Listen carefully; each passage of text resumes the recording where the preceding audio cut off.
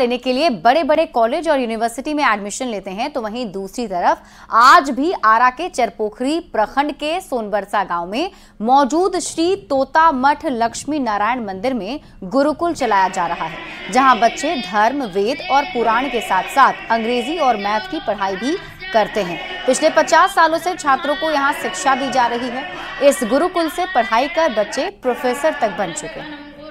वर्तमान शिक्षा के दौर में एक ऐसा भी पूरे शाहाबाद में गुरुकुल संचालित हो रहा है, जहां की बच्चे वेद, व्याकरण और शास्त्र की शिक्षा के अलावे तमाम विषयों की उनको निःशुल्क शिक्षा दी जा रही है। वहीं ये श्री लक्ष्मी नारायण तोतादरी मठ सोनबरसा है, जहां की तकरीबन 50 से ज़्यादा की संख्या में विद्यार्थी शिक्षा ग्रहण कर रहे हैं।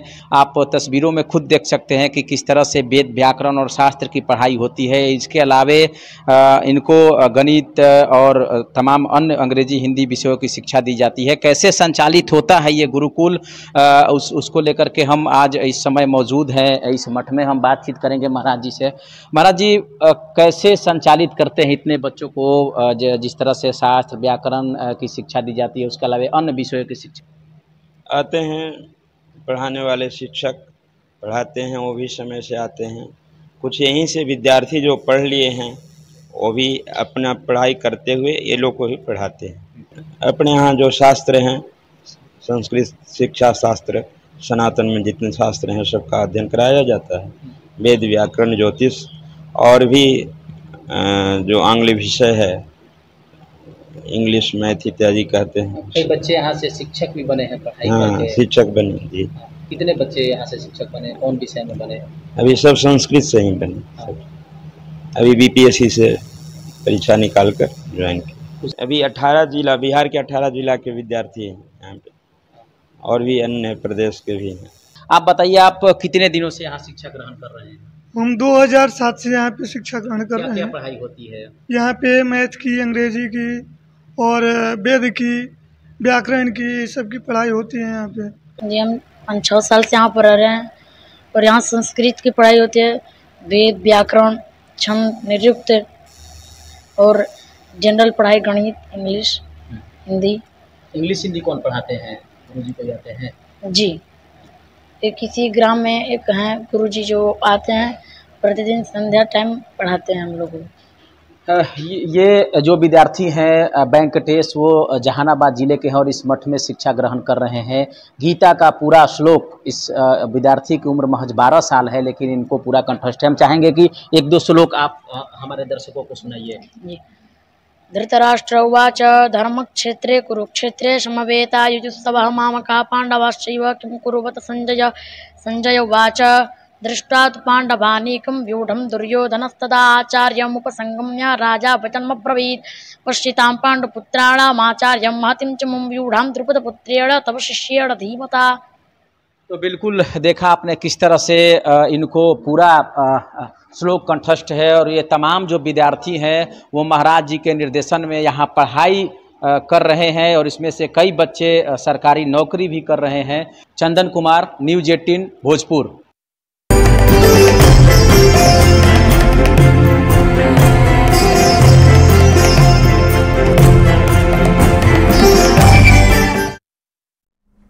और देखिए, बिहार के जमुई में भगवान शिव का एक ऐसा मंदिर है जिसे बिहार का देवघर कहा जाता है।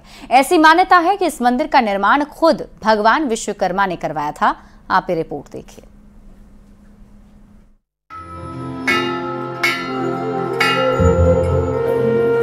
जमुई जिला मुख्यालय से करीब 15 किलोमीटर दूर धनेश्वर नाथ शिव मंदिर का महत्व न सिर्फ ऐतिहासिक है, बल्कि इसका पौराणिक महत्व भी उतना ही ज्यादा है।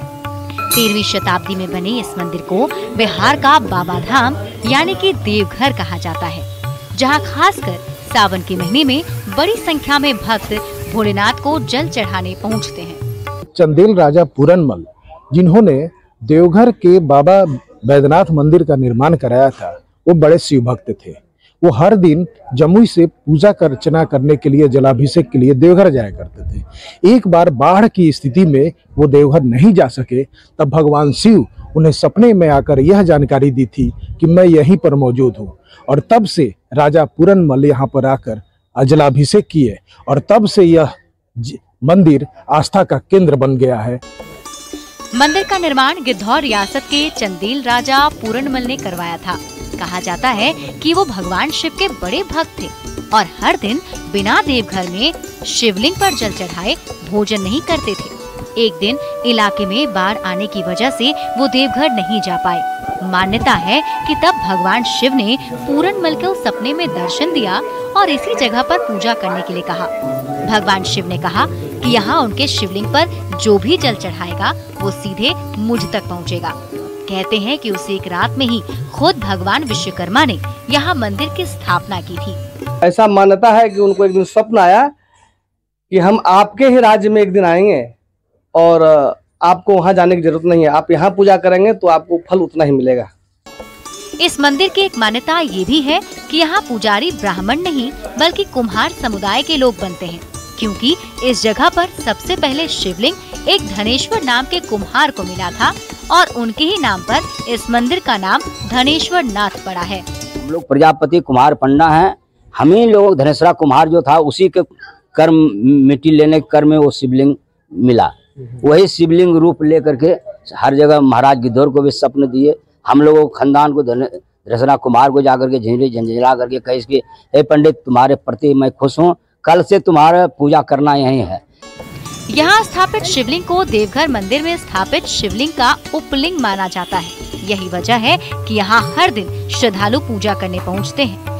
कहते हैं कि जो भी भक्त सच्चे मन से कुछ मांगता है उसकी मनोकामनाएं जरूर पूरी होती हैं। जमुई से केसी कुंदन के साथ ब्यूरो रिपोर्ट न्यूज़ 18।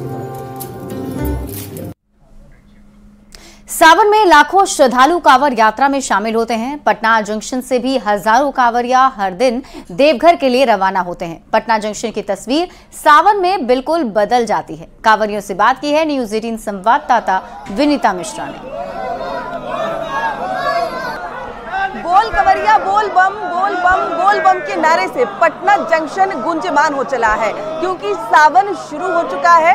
बाबा को जल अर्पित करने कांवरियों की टोली लगातार पटना जंक्शन से देवघर रवाना हो रही है और ये देखिए लगभग 100 लोग एक साथ मिलकर जल उठाएंगे और भोले शंकर को देवघर में अर्पित करेंगे। उससे पहले पटना में और इसी बीच रुक कर लेंगे बड़ी खबर की तरफ। बगहा से इस वक्त की बड़ी खबर आपको बता दें, स्कूल में 20 बच्चे बीमार हो गए हैं। रामनगर पीएचसी में सभी बच्चों को भर्ती कराया गया है। आयरन की गोली खाने से ये बच्चे बीमार हो गए। राजकीय प्राथमिक विद्यालय मुंडेरा का ये मामला बताया जा रहा है। तो इस वक्त की बड़ी खबर आपको बगहा से बता रहे हैं, जहां देखिए स्कूल के 20 बच्चे बीमार हो गए हैं। बताया जा रहा है कि रामनगर पीएचसी में सभी को भर्ती कराया गया है। जानकारी के मुताबिक आयरन की गोली बच्चों ने ली थी, जिसके बाद ये बीमार हो गए। राजकीय प्राथमिक विद्यालय मुंडेरा का ये मामला है। बगहा संवाददाता मुन्ना राज अधिक जानकारी के साथ जुड़ रहे हैं। मुन्ना, क्या अपडेट है? बच्चों की कैसी स्थिति बताई जा रही है? बच्चों की स्थिति खराब होने के बाद सभी को रामनगर प्राथमिक स्वास्थ्य केंद्र में भर्ती कराया गया है। अब तक करीब 20 बच्चों को प्राथमिक स्वास्थ्य केंद्र लाया गया है, जहां उनका इलाज चल रहा है। और स्कूल प्रबंधन के द्वारा बताया गया है कि जैसे ही बच्चों को आयरन की गोली दी गई और आयरन की गोली देने के बाद एक 25 करीब बच्चे ऐसे हैं जो इस मामले में बीमार हुए हैं और सभी का रामनगर प्राथमिक स्वास्थ्य केंद्र में इलाज चल रहा है। जी मुन्ना, क्या कुछ जानकारी है? ये आयरन की गोली स्कूल में बच्चों को दी जा रही थी, कोई कार्यक्रम चल रहा था? एक कार्यक्रम के तहत बच्चों को आयरन की कमी नहीं हो, इसके लिए स्वास्थ्य विभाग की तरफ से स्कूलों को आयरन की गोली दी जाती है और इसी के तहत उस स्कूल में भी कैंप लगाया गया था। उस कैंप लगाने के बाद बच्चों को आयरन की गोली दी जा रही थी, जहां उनकी तबीयत बिगड़ी और एक के बाद एक करते हुए करीब 25 बच्चों की स्थिति बिगड़ी है, जिसके बाद रामनगर प्राथमिक स्वास्थ्य केंद्र में सभी को भर्ती कराया गया है, जहां उन लोग का इलाज चल रहा है। जी क्या सिर्फ 25 बच्चों को ही आयरन की गोली दी गई थी या और भी बच्चे थे जिन्हें गोली दी गई है और उसमें से सिर्फ यही बच्चे बीमार पड़े हैं?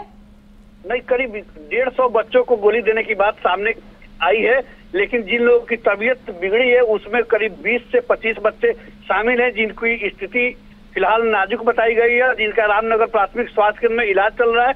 इस पूरे मामला सामने आने के बाद शिक्षा विभाग के अधिकारियों ने जांच का आदेश जारी किया गया और जब पूरे मामले में जब जांच होगी तो जांच के बाद खुलासा होगा कि किस स्तर पर लापरवाही बरती गई थी जिसके कारण बच्चे बीमार हुए हैं। जी ठीक है मुन्नाराज, आप इस बड़ी खबर पर नजर बनाए रखे, बहुत बहुत शुक्रिया तमाम जानकारी के लिए। तो बगहा से आपको ये बड़ी खबर बता रहे हैं और तस्वीरें भी आपको दिखा रहे हैं। देखिए ये बच्चे हैं जिन्हें बताया जा रहा है कि करीब 150 बच्चों को स्कूल में आयरन की गोली दी गई थी ताकि बच्चों के अंदर आयरन की कमी ना हो। स्वास्थ्य विभाग की तरफ से गोलियां दी गई थी, लेकिन बताया जा रहा है कि 25 बच्चे हैं जो बीमार हो गए हैं, अस्पताल में भर्ती कराए गए हैं। बढ़ते आगे, फ्रांस में हो रहे पेरिस ओलंपिक के उद्घाटन समारोह में शामिल होने के लिए आईओसी के सदस्य नीता अंबानी और रिलायंस ग्रुप्स के चेयरपर्सन मुकेश अंबानी पेरिस पहुंचे हैं। दोनों ने साथ में पेरिस के प्रसिद्ध एफिल टावर के सामने तस्वीर भी खिंचाई जो सोशल मीडिया पर वायरल हो रही है। और ये तस्वीर हम आपको दिखा रहे हैं, देखिए मुकेश अंबानी और नीता अंबानी की तस्वीर और उनके ठीक पीछे एफिल टावर आपको नजर आ रहा होगा। दरअसल फ्रांस में हो रहे पेरिस ओलंपिक के उद्घाटन समारोह में शामिल होने के लिए नीता अंबानी और मुकेश अंबानी पेरिस पहुंचे हुए हैं और दोनों ने ही साथ में पेरिस के प्रसिद्ध एफिल टावर के सामने ये तस्वीर खिंचाई है। और फिलहाल इस बुलेटिन में अभी के लिए बस इतना ही। आप देखते रहिए न्यूज़ 18 बिहार झारखंड।